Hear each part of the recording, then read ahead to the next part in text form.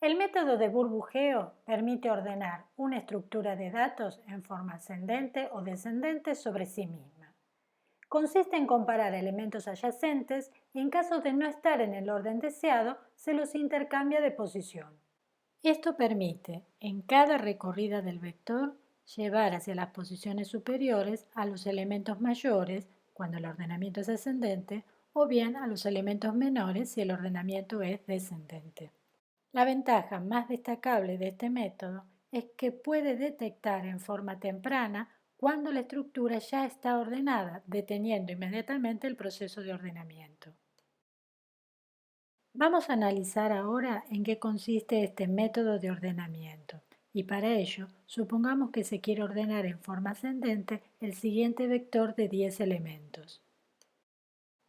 Además del vector y de su dimensión, este algoritmo requiere de una bandera cuya función es indicar si el vector está o no ordenado. Vamos a suponer que mientras la bandera está levantada, eso significa que el vector no está ordenado. Como la bandera está levantada, el algoritmo se prepara para realizar entonces la primera recorrida del vector. Pero antes de empezar, asume que el vector ya puede estar ordenado y en consecuencia baja la bandera.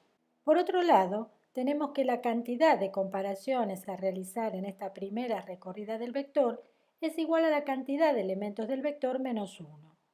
En este caso, como el vector tiene 10 elementos, la cantidad de comparaciones que se deben hacer son 9.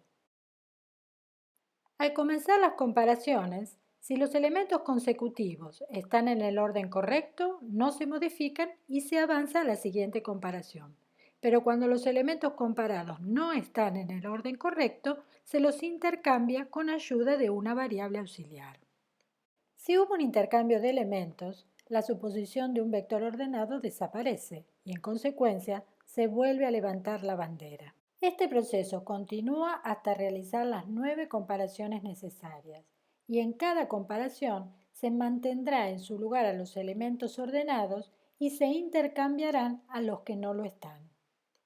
Como se puede ver, durante esta recorrida del vector, los elementos más chicos son llevados como burbujitas hacia las primeras posiciones del vector. En consecuencia, el elemento más grande es llevado hacia la última posición del mismo, que es el lugar que le pertenece. Analicemos los resultados de la primera recorrida del vector. Para empezar, la bandera está levantada, lo que significa que el vector todavía no está ordenado.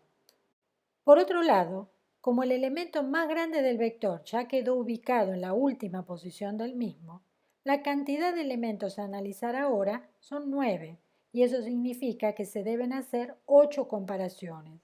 Por eso se le resta 1 a la variable k. Antes de iniciar la segunda recorrida, volvemos a bajar la bandera suponiendo que el vector ahora sí está ordenado.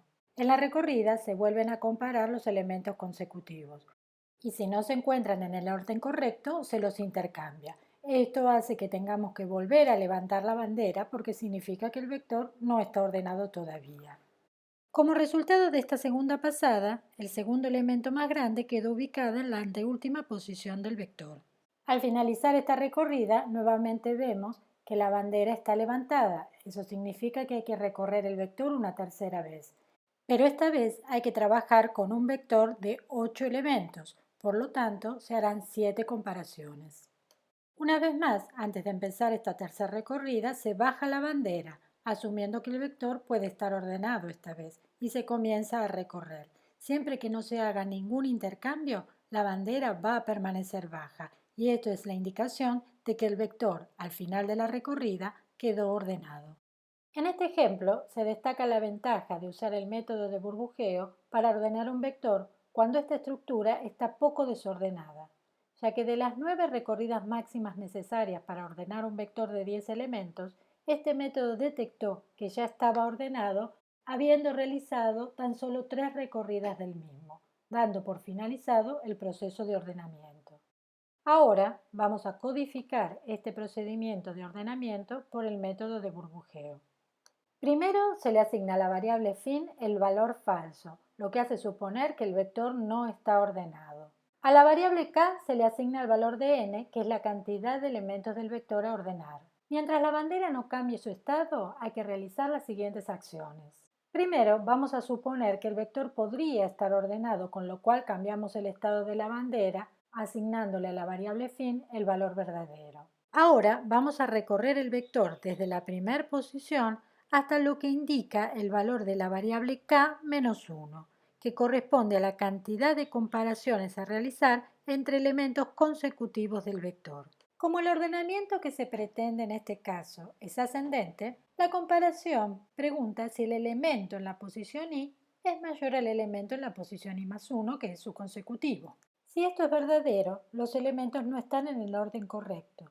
Por lo tanto, hay que intercambiarlos, y esto trae como consecuencia volver a la suposición de un vector desordenado, con lo cual se levanta nuevamente la bandera, asignándole a la variable fin el valor falso. Al finalizar la recorrida del vector, y como se vio cuando se explicó el funcionamiento de este método, el elemento más grande quedó ubicado en la última posición del vector, que es el lugar que le corresponde. Por lo tanto, si hay que hacer una nueva recorrida de los elementos del vector, habrá que trabajar con un elemento menos. Por esta razón, a la variable k se le resta 1. Ahora se vuelve a verificar el estado de la bandera, y mientras siga levantada, es decir, mientras la variable fin sea falsa, el proceso se vuelve a repetir. En cada nueva recorrida de la estructura se trabaja con un subvector, por lo tanto la cantidad de comparaciones cada vez es menor, siendo esta una optimización de este algoritmo. El proceso de ordenamiento finaliza cuando al realizar una recorrida del vector no se realizó ningún intercambio de elementos. Como consecuencia de esto, la bandera permanece baja, es decir, con la variable fin en verdadero, lo que significa que el vector ya está ordenado. Como conclusiones podemos decir que las ventajas de usar este método son, primero, que detecta en forma temprana cuando el vector ya está ordenado y detiene el procedimiento. Segundo, es ideal cuando las estructuras son muy grandes y están poco desordenadas.